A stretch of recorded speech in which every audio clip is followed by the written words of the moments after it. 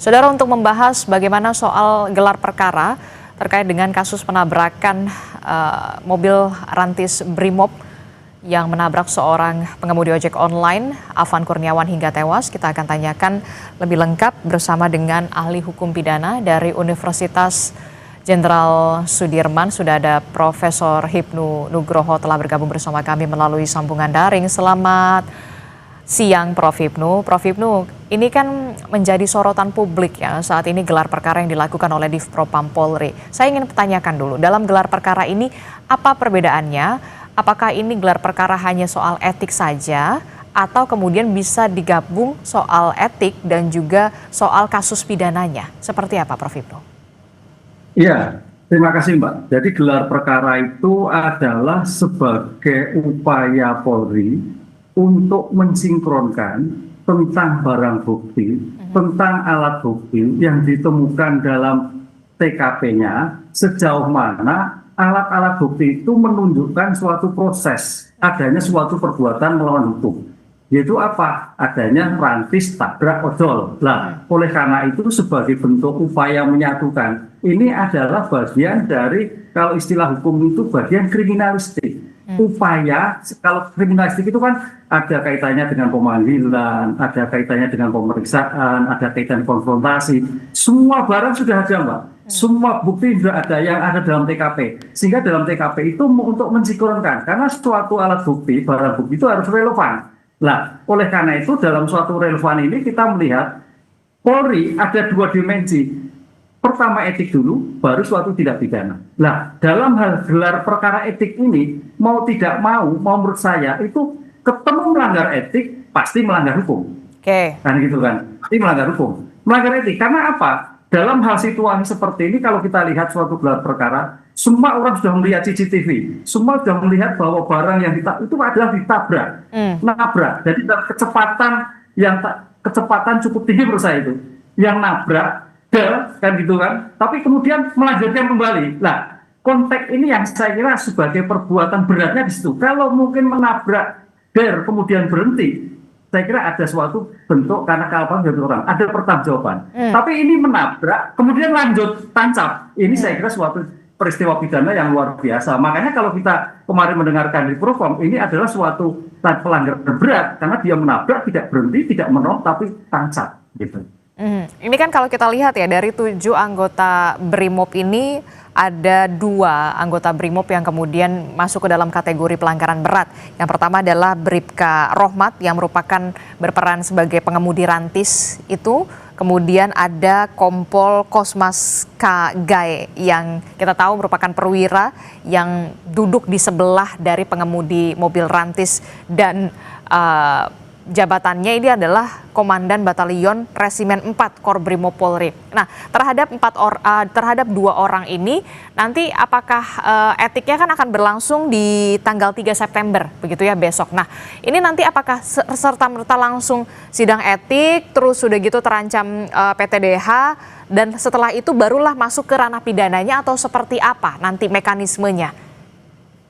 Ya, kalau kita melihat suatu kebiasaan sidang-sidang etik Polri, dalam hal hari itu juga ketika sidang etik itu kan sebetulnya kan sama dengan suatu perbuatan pidana. Itu sejauh mana pertanggungjawaban subjek hukum, Bribka R yang sebagai kendali, kemudian seorang kompol yang sebagai sebelahnya. Ini sebagai bentuk bagaimana mengendalikan sebagai asas pertanggungjawaban dalam suatu mengendalikan kendaraan rantis. Nah, oleh karena itu kalau kaitannya dengan etik sebagai pertanggungjawaban Polri itu masuk, nanti saya kira masuk kualifikasi suatu perbuatan yang masuk kualifikasi pidana umumnya. Oleh karena itu pembuktian yang ada dalam etik itu sebagai bukti-bukti awal di dalam nanti pemeriksaan pendahuluan di tingkat penyidikan ataupun di tingkat pra penuntutan kepada penuntut umum kalau tidak umum. Tapi idealnya sebagai objektivitas dari Kapolri yang menyatakan bahwa ini adalah etik dan suatu perbuatan hukum, ini suatu yang tidak bisa dipisahkan.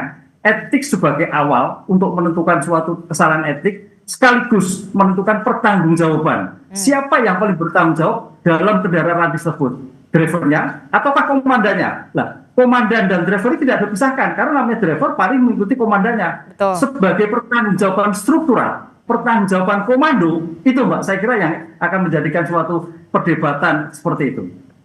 Oke, yang saya ingin tanyakan adalah begini, karena kan kita kaum awam begitu ya. Oke, ini gelar perkara, kemudian besok sidang etik begitu ya, kan dua anggota BRIMOB ini kan terancam di PTDH begitu ya. Apakah nanti akan ada transparansi? Ini sidang akan terbuka atau seperti apa? Karena kan kita lihat ini sudah jadi sorotan publik ternyata, Prof. Ibnu. Ya, ya. Oke, kalau kita mengacu persidangan kasus Sambo, nah kita kembali dulu. Lain dengan kasus persidangan narkotika kemarin yang 11 perwira kemarin, 11 perwira kayaknya tertutup. Tapi kasus Sambo dan ini menyangkut keterbukaan dan menyangkut publik secara nasional, mau tidak mau harus terbuka. Semua orang bisa melihat dalam kasus ini, apalagi terhadap kasus umumnya. Ini ya, oleh karena itu dengan kasus etik yang kemarin terjadi menjadikan suatu perhatian masyarakat, perhatian presiden, perhatian keluarga, mau tidak mau Polri harus secara terbuka seperti dalam kasusnya Sambo yang terjadi. Oke. Bagaimana mekanisme persidangannya, bagaimana pembelaannya, bagaimana pemeriksaannya, begitu Pak. Oke, jadi karena memang ini sudah masuk jadi atensi begitu, bahkan atensi dari Pak Presiden Prabowo Subianto, mau tidak mau untuk membuktikan adanya transparansi dalam proses pengusutan kasus ini harus dilakukan secara terbuka, termasuk juga soal gelar perkara ini juga diharapkan juga akan terbuka, sama seperti pemeriksaan terhadap 7 anggota BRIMOB sebelumnya yang bahkan kita tahu di live kan secara di media sosial di Instagram. Di gelar perkara ini juga memungkinkan gelar perkara akan dilakukan secara terbuka, Prof. Ibnu? Ya, sebagai bentuk pertanggungjawaban persidangan adalah berasaskan keterbukaan. Berasaskan public hearing mendengar untuk menghindari suatu kesesatan, untuk menghindari suatu mistak dalam suatu persidangan. Oleh karena itu, karena ini sebagai bentuk kasus yang mendapat perhatian, itu terbuka. Apakah etik ataukah gelar? Kalau kita lihat kasus kemarin yang kaitannya dengan pembunuhan seorang anak pejabat bank, pejabat pajak itu juga gelarnya terbuka.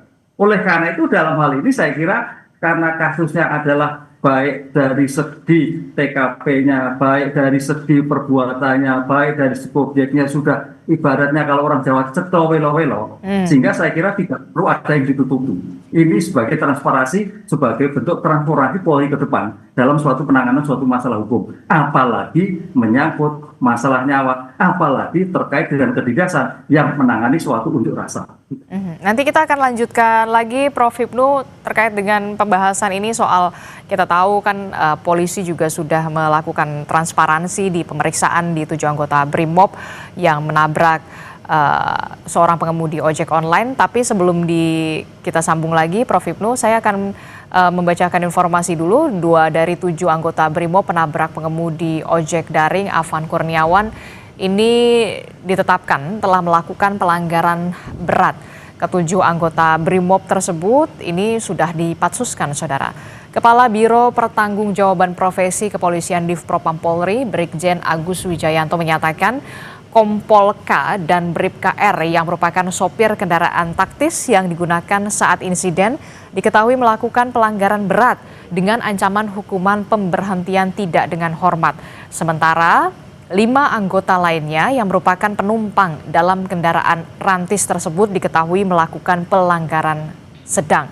Agus menambahkan pada hari ini, Saudara, hari Selasa akan melakukan gelar perkara karena ditemukan adanya unsur pidana. Kategori pelanggaran berat dapat dituntut dan dapat dituntut ancamannya adalah pemberhentian tidak dengan hormat. PTDH ditemukan ada unsur, oleh karena itu unsur pidana. Oleh karena itu kita laksanakan gelar besok hari Selasa dengan mengundang seluruh komponen dari pengawas eksternal, ada Kompolnas, ada Komnas HAM. Pengawas internalnya ada dari Itwasum dan ada Bareskrim termasuk Divkum. Presiden Prabowo Subianto dengan tegas kembali meminta agar kasus tewasnya pengemudi ojek daring Afan Kurniawan yang ditabrak rantis Brimob segera diproses dengan cepat. Prabowo meminta agar pemeriksaan terhadap petugas yang melakukan kesalahan atau pelanggaran harus dilakukan secara transparan dan prosesnya dapat diikuti publik. Terhadap petugas yang kemarin melakukan kesalahan ataupun pelanggaran, saat ini kepolisian negara Republik Indonesia telah melakukan proses pemeriksaan. Ini telah saya minta dilakukan dengan cepat, dengan transparan, dan dapat diikuti secara terbuka oleh publik. Sementara itu, mantan Menko Polhukam Mahfud MD menyatakan korban yang ditimbulkan saat pengamanan demo menjadi tanggung jawab atasan dari aparat yang bertugas. Menurut Mahfud, seharusnya atasan dapat memberikan komando dengan cermat sehingga tidak menimbulkan korban jiwa. Terkait aksi unjuk rasa yang berujung kericuhan hingga memakan korban jiwa, Mahfud MD juga mengkritisi polisi dan rakyat kini menjadi korban. Padahal, masalah utama yang berasal dari akumulasi kekecewaan rakyat seharusnya diselesaikan terlebih dahulu.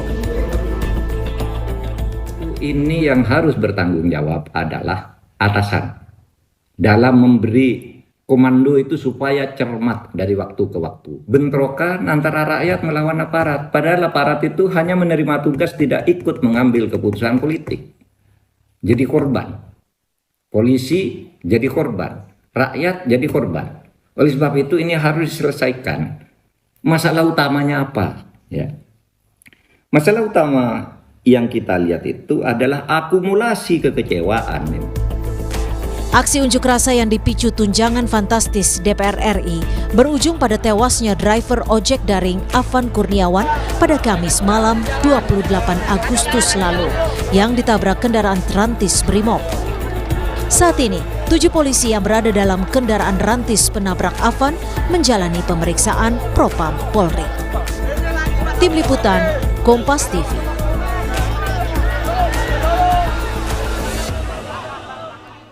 Saudara, hari ini Div Propam Polri menggelar atau melakukan gelar perkara terhadap 7 anggota Brimob, saudara, terkait dengan kasus penabrakan mobil rantis yang menewaskan seorang pengemudi ojek online Afan Kurniawan. Lebih lengkapnya, saudara, kami akan hadirkan usai jeda. Tetaplah bersama kami dalam Breaking News Kompas TV.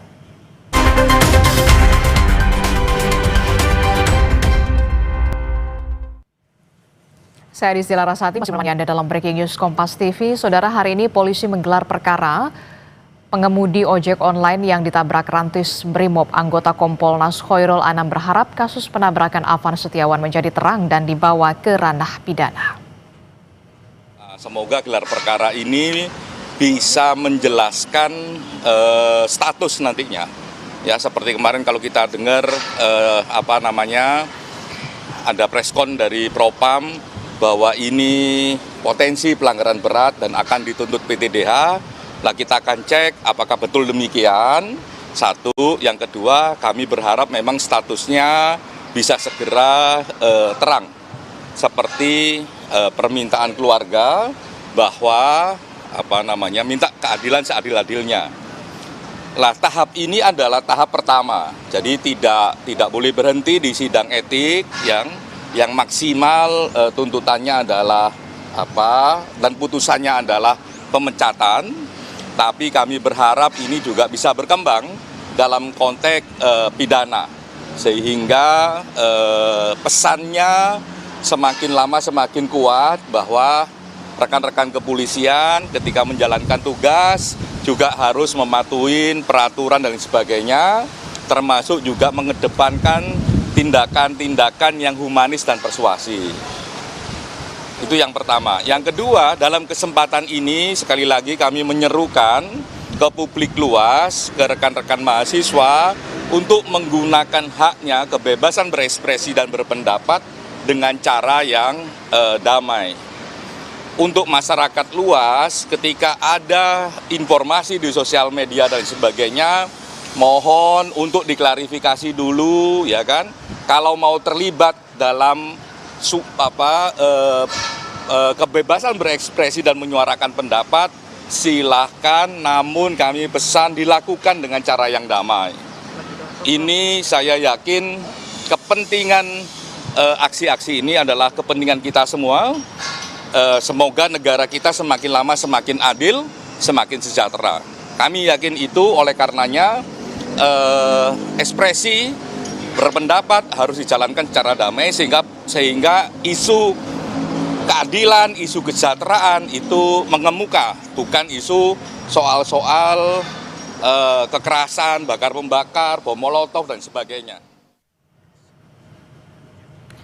Saudara, kita akan lanjutkan dialog kita di pagi hari ini, saudara, terkait dengan 7 anggota BRIMOB yang hari ini menjalani gelar perkara terkait dengan kasus penabrakan pengemudi ojek online hingga menewaskan Afan Kurniawan.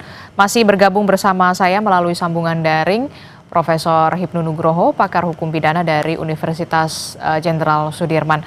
Prof. Hipnu, jadi kami ingin konfirmasi lagi, besok itu terkait dengan 2 anggota BRIMOB ini kan sidang etik begitu ya. Setelah sidang etik ini kan pengadilan selanjutnya adalah ke ranah sipil begitu ya, pengadilan umum. Nah, pasal apa yang kemudian bisa dikenakan terhadap ke-5 atau ke-7 anggota BRIMOB ini ketika memang sudah masuk ke pengadilan sipil? Ya, bagus Mbak. Ini memang kita harus menerka-nerka.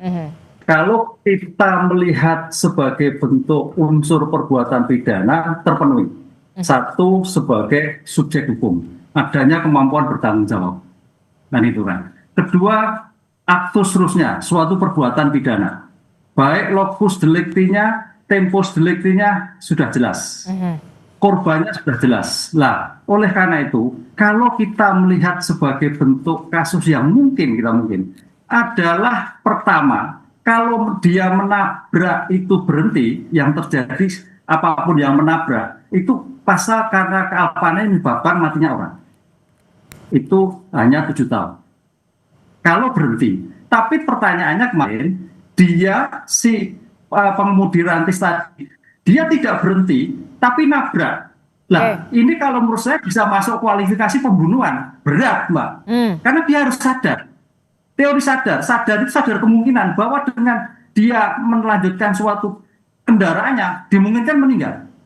Kan namanya kesengajaan itu bisa karena kepastian, nggak mungkin dia memastikan. Karena kemungkinan. Nah, karena kemungkinan ini memungkinkan. Oleh karena itu kalau nanti jeli harusnya tidak hanya 359, tapi ada pembunuhan. Karena sudah nabrak, tidak berhenti. Berarti kan secara sadar dia tahu bahwa dengan demikian meninggal dong ini kalau seperti itu. Nah, ini saya kira dimungkinkan hanya 2 pasal itu, Mbak. Kalau yang lain saya kira enggak, karena ini menyangkut nyawa. Nyawa berencana sudah saya kira tidak mungkin berencana karena beliau ada tugas. Tapi dalam keadaan situasi seperti ini namanya suatu suatu polisi, suatu tentara itu disiplinnya ketat dalam suatu tenang, tidak boleh panik kan gitulah. Kepanikan itu yang menyebabkan matinya orang. Lah matinya orang sebagai berhenti, oke sepakat kalau itu berhenti meninggal. Tapi kalau berhenti terus berjalan lagi, ini saya kira yang menjadikan berat. Artinya kemampuan bertanggung jawab dari 2 pengemudi tadi perlu dipersoalkan dalam penanganan seperti ini. Jadi potensi jeratan pasalnya selain 359, 338 begitu ya? Atau ada lagi kemudian yang bisa berpotensi untuk bisa menjerat keduanya? Saya kira itu sudah cukup berat itu, Pak. Cukup berat karena 20 tahun itu kalau nanti terbukti kaitannya bahwa dia itu sadar bahwa dia akan melakukan nabrak jalan itu, dia sadar bahwa nabrak jalan itu kemungkinan meninggal dunia. Sadar akan kemungkinan. Kan, Oke. gitu. Berarti ini kan kita juga bisa ini ya, ada unsur kelalaian atau kemudian ada unsur kesengajaan juga. Karena ketika sudah ditabrak, mohon maaf ditabrak, kemudian sempat berhenti, kemudian lanjut lagi, gas lagi. Ini berarti ada unsur kesengajaan juga atau bagaimana Anda melihatnya dari sisi hukum? Nah, itu tadi. Sebagai bentuk pertanggungjawaban seorang pengemudi, harusnya begitu nabrak itu berhenti. berhenti menolong, ya apapun yang terjadi namanya situasi perang, kan namanya prajurit, apakah prajurit militer, prajurit Bayangkara, saya itu harus siap menghadapi dengan laga apapun yang terjadi, kan gitu kan. Lah, dalam hal seperti ini, kemudian jalan.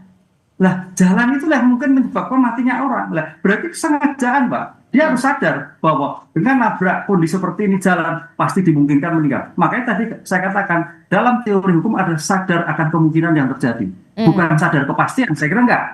Nah itu, karena di dalam mobil, kalau pasti kan situasi yang luar biasa. Ini kemungkinan, sehingga harusnya berhenti selesai. Nah, kalau berhenti itu kemudian walaupun terjadi kerumunan situasi kan rantis, saya kira aman lah itu situasi, wong itu baja semua kan, tetap aman, nanti kan ada penolong, itu cukup 359. Tapi begitu nabrak jalan, lah ini saya kira yang tadi katakan Kadif Propam, pelanggaran beratnya di situ. Oke, ini kan pas kemarin pemeriksaan dengan 7 anggota BRIMOB begitu ya, Perwira Kompol K ini dan Yon Resimen 4 Korbrimop Polri ini sempat mengatakan kalau kami tidak melakukan langkah ini begitu ya, tidak